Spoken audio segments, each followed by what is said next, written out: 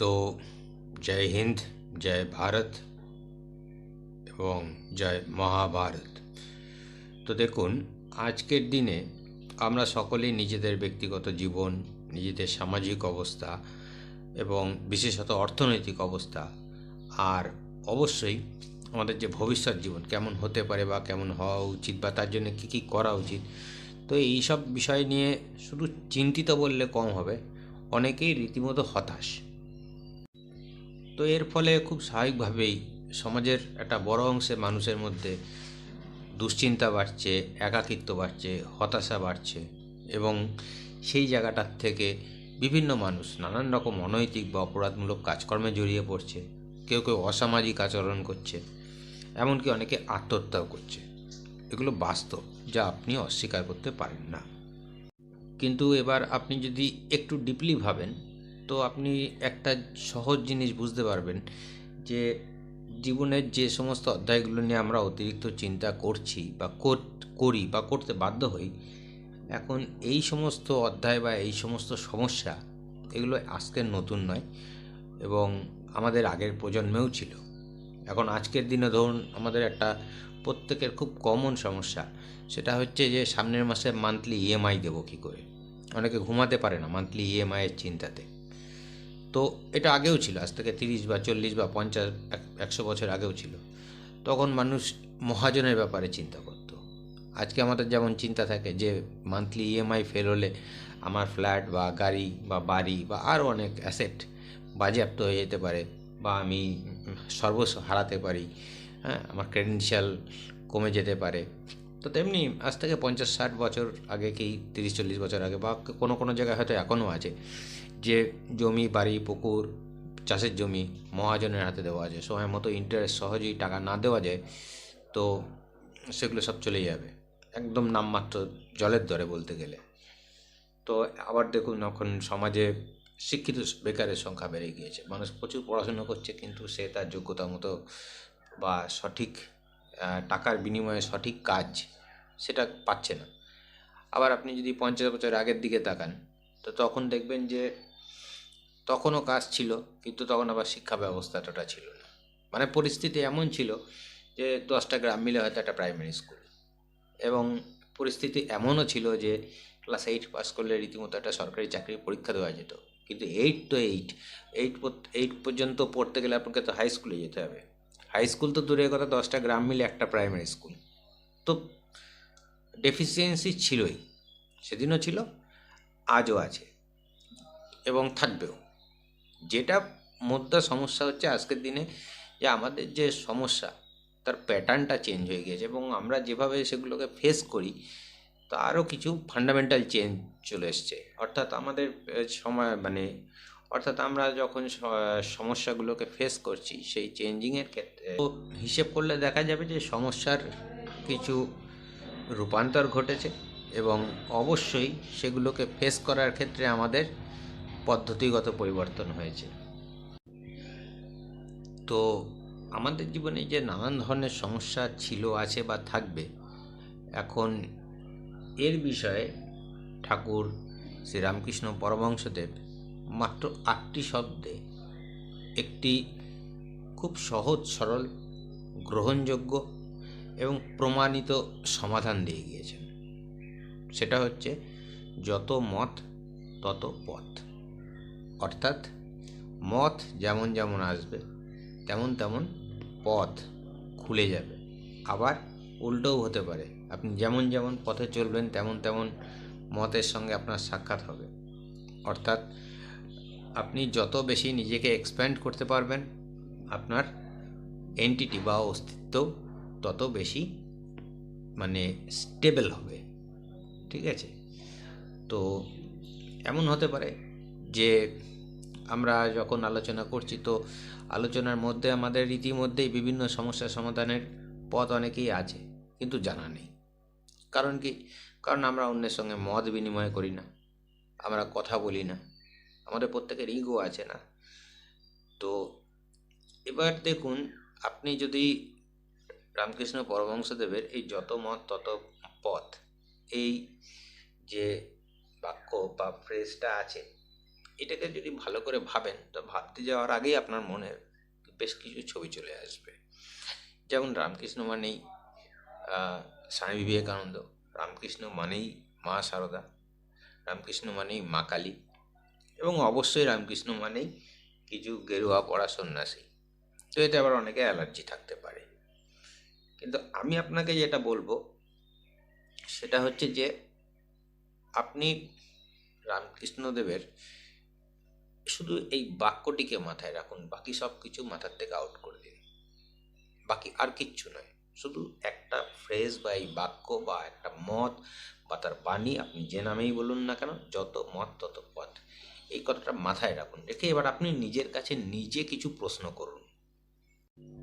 যেমন আমি, আপনি বা আমাদের মতো অনেকেই, এই যে আমরা অনলাইন যে সোশ্যাল মিডিয়াগুলো আছে বা প্ল্যাটফর্মগুলো আছে সেগুলো ব্যবহার করি, এবং ব্যবহার করার একটা কারণ হচ্ছে আমরা বিভিন্ন মানুষের সঙ্গে পরিচয় করতে ভালোবাসি, এবং তাদের সঙ্গে আমরা ওই মেসেজ রিপ্লাই বা চ্যাটের মাধ্যমে তাদের সঙ্গে কথাবার্তা বলি বা মতের আদান প্রদান করি, বা তারা যে বিভিন্ন বিষয়ে আপলোড করে, অর্থাৎ তাদের এক্সপিরিয়েন্স শেয়ার করে, সেগুলোর উপর আমরা রিয়াকশান দিই, এবং আমাদের নিজস্ব বিভিন্ন ছবি, বিভিন্ন ঘটনাও আমরা আপলোড করি, এবং অন্যের কাছ থেকে তাদের যে রিয়াকশান সেটাও আমরা আশা করি।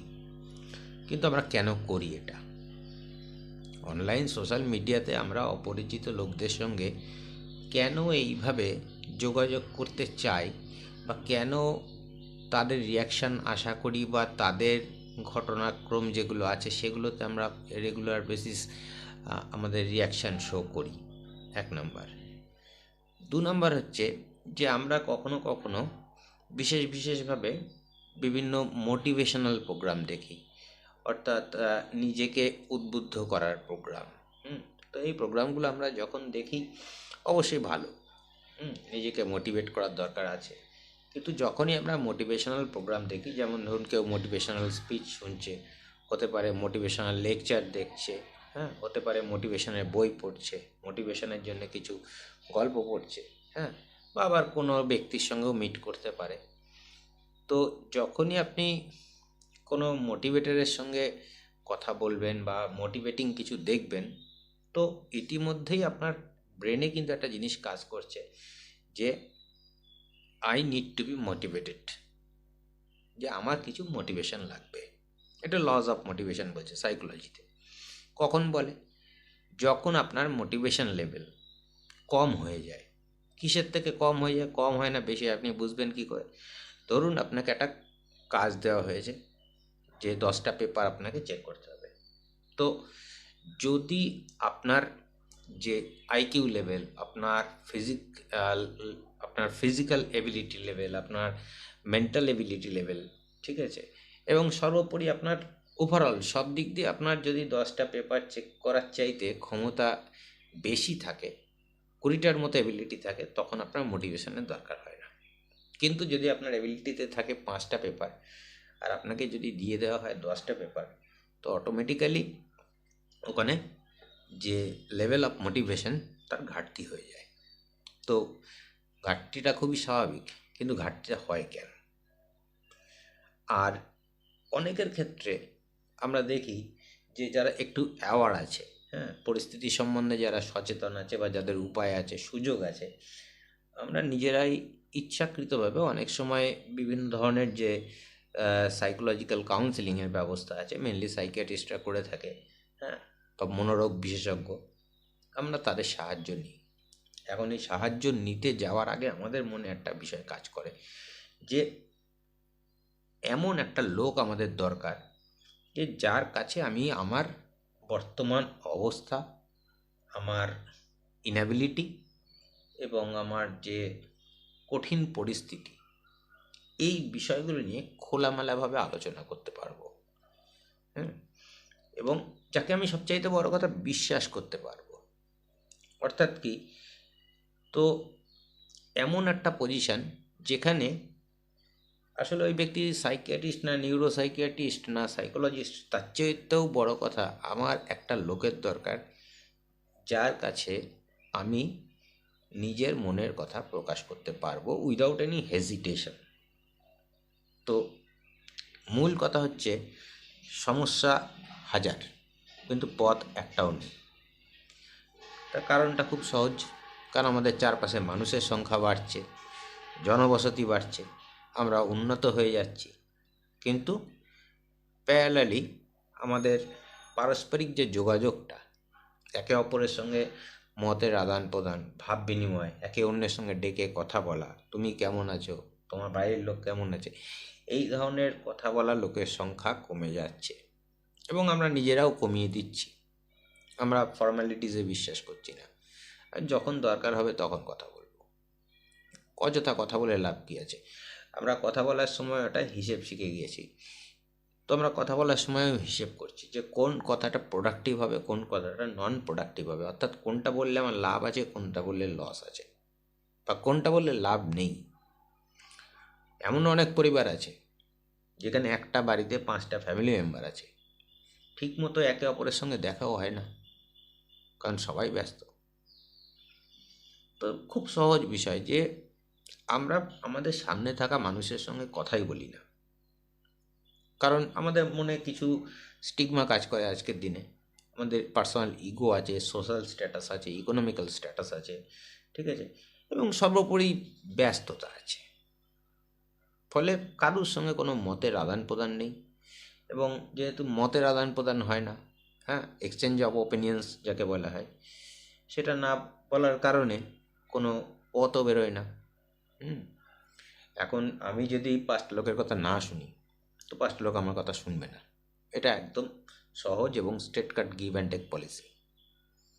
আমি অন্যের কথা শুনলে লোকে আমার কথা শুনবে, আমি অন্যের কথা না শুনলে লোকে আমার কথা কেন শুনতে যাবে? তো আমার সমস্যার কেউ সমাধান করে দেবে না, এটা যেমন ঠিক তেমনি এটাও ঠিক যে আমিও তো কারোর সমস্যার সমাধান করি না, তাই না? তো সেই ক্ষেত্রে একে অপরের সঙ্গে যখন কথা না হবে, তো আমরা একে অপরের সমস্যা জানতে পারবো না। আর যখনই আমরা যত বেশি সেন্টার্ড হয়ে যাব, হ্যাঁ, তত বেশি আমরা অন্যের থেকে আলাদা হয়ে যাব। ফলে কি, যখন আমাদের সামনে সমস্যা আসবে, আমরা ক্যাটাগরাইজেশন করতে পারবো না, ঠিক আছে? আমরা ভাববো এই সমস্যাটা আমার একারই আছে। সবাইকে আপনি যে কোনো লোককে আপনি আজকের ডেটে বেশিরভাগ মানুষকে জিজ্ঞেস করুন, প্রাথমিকভাবে সে বলবে আমি একটা এমন সমস্যায় ভুগছি যে আমার কোনো সলিউশনই নেই। কিন্তু এবার আপনি তাকে বলুন যে তার মতো আরও 5জন এই সমস্যায় ভুগছে, তখন দেখবেন সে মিল খুঁজে পাবে। কিন্তু তাকে আপনি যখন পার্সোনালি কথা বলবেন তার সঙ্গে, সে বলবে আমার মতো সমস্যায় কেউ নেই, এই সমস্যা আমি একা জানি। এটা খুব ভালো একটা এক্সাম্পল পাওয়া যায় যে যখন আমাদের বাড়িতে কেউ অসুস্থ হয়ে পড়ে, বা আমাদের বাড়িতে যদি কোনো চুরি ডাকাতি হয়, তখন আমরা ভাবি যে আমাদের বাড়িতেই মনে হয় শরীরটা মানুষের খারাপ হচ্ছে, আমাদের বাড়িতেই মনে হয় চুরি ডাকাতি হচ্ছে। কিন্তু আমরা যখন কমপ্লেন জানাতে থানায় যাচ্ছি, বা আমরা যখন ট্রিটমেন্টের জন্য হসপিটালে যাচ্ছি, তখন দেখছি সেখানে আরও অনেক মানুষ অসুস্থ রয়েছে, বা আরও অনেক মানুষ বিভিন্ন ধরনের অপরাধের শিকার হয়েছে। এবং আমরা যখন তাদের সঙ্গে আলাপ আলোচনা করছি যে আপনার কী হয়েছে, এ হয়েছে, ও হয়েছে, বা কী করেছেন, তার বিনিময়ে কীভাবে আপনি সমস্যাটা সমাধান করছেন, তখন দেখবেন মনোবল বেড়ে যাচ্ছে। তার কারণ কি? মতের আদান প্রদান হচ্ছে। তো আমি আপনাকে একটা সহজ বিষয় বলতে পারি যে আপনি সমস্ত কিছু, ধর্মীয় চিন্তাভাবনা, আধ্যাত্মিকতা, গেরুয়া পড়া সন্ন্যাসী, এই সমস্ত কিছু বাদ দিয়ে নিজের ডায়েরিতে রামকৃষ্ণ পরমহংসদেবের যে কোনো একটা উক্তি আপনি লিখে রাখুন, এবং ডেট দিয়ে লিখে রাখুন। এবার এই উক্তিটাকে আপনি আপনার মতো করে একটা মানে তৈরি করুন, এবং সেই মানেটা তৈরি করে আপনি 1 মাস বা 1 সপ্তাহ বা 15 দিনের গাইডলাইন তৈরি করুন যে আমি এই উক্তিটা এইভাবে এইভাবে মেনে চলবো, ঠিক আছে? যখন আপনি স্টার্ট করছেন, তখন আপনার কী কী সমস্যা আছে, তার কী কী পজিশন আছে, এগুলো আপনি লিখে রাখবেন। আর ওই উক্তিটা 7 দিন, 15 দিন বা 1 মাস পরে আপনি যখন করবেন, ওই গাইডলাইনটায় ওই টাইমিংটা যখন শেষ হয়ে যাবে, আর 7 দিন, 15 দিন বা 1 মাস পরে যখন আপনার ওই ফলো করার টাইমিংটা শেষ হবে, তখন আপনি আবার নতুন করে লিখুন। দেখবেন এই 15 দিন বা 7 দিন বা 1 মাসের মধ্যে আপনার অবস্থার কিছু পরিবর্তন হবেই, হতে বাধ্য। আরও ভালো আপনি বুঝতে পারবেন যদি আপনি ডে টু ডে ডেলি লাইফে ডায়েরি লেখার অভ্যেস করেন। তো ভেরি সিম্পল, আপনি একটা উক্তি লিখে দিলেন, যত মত তত পথ। এর থেকে আপনি 5টা পয়েন্ট বের করলেন যে এইগুলো আমি মেনটেন করব আগামী 15 দিন, এই ক্ষেত্রে 15 দিন মেনটেন করছে। কী করছেন সেটা লিখে রাখলেন, আজকে কী করলেন সেটা লিখলেন, কালকেরটা লিখলেন, পরেরটা লিখলেন। এবার আপনি 15 দিন পর ওটাকে জাজমেন্ট করুন। তখন আপনি যখন জাজমেন্ট করবেন, তো এই লেখাটা যখন আপনি কমপ্লিটলি পড়বেন, তখন দেখবেন অটোমেটিক্যালি আপনার সমস্যার যে কোয়ান্টিটি সেটা কমে গেছে, কমে যেতে বাধ্য। কারণ একটা সহজ বিষয় যে যত মত তত পথ, এটা শুধুমাত্র ধর্মের ক্ষেত্রে নয়, এটা আমাদের বাস্তব জীবনেও বহু ক্ষেত্রে প্রযোজ্য এবং প্রমাণিত। কথাটা যেহেতু মানে খুব সহজ সরল বাংলায় বলা আছে, আমরা বাঙালি হিসেবে হয়তো এই কথাটা গুরুত্ব দিই না, ঠিক আছে, কিন্তু এটাই যদি কোনো একটা সাহেব বলতেন, the more you will discuss you will get more ways out, হ্যাঁ, এরকম যদি একটা ইউরোপিয়ান কোটেশন থাকতো বা ইংলিশে, হ্যাঁ, তখন হয়তো আমরা এটাকে খুব গুরুত্ব দিতাম। কিন্তু যেহেতু এটা সহজ বাংলায় বোধগম্য আমাদের, সবাই পড়ে বুঝতে পারি, ওই জন্য হয়তো আমাদের কাছে এটার অনেকের গুরুত্ব কম, হয়তো অনেকের কাছে আমাদের এটার গুরুত্ব কম। কিন্তু বাংলায়ও আছে, সহজে আছে, মানে এটা গুরুত্বহীন নয়, বরঞ্চ আপনি এটাকে গুরুত্ব দিন এবং 15 দিন ফলো করুন রামকৃষ্ণ পরমহংসদেবের এই উক্তিটা, তারপর দেখুন আপনার নিজের জীবনে কোনো পরিবর্তন আসে কি না। এই ভিডিওটা ভালো লাগে তো লাইক করবেন, কমেন্ট করবেন এবং অবশ্যই চ্যানেলটাকে সাবস্ক্রাইব করবেন। Thank you.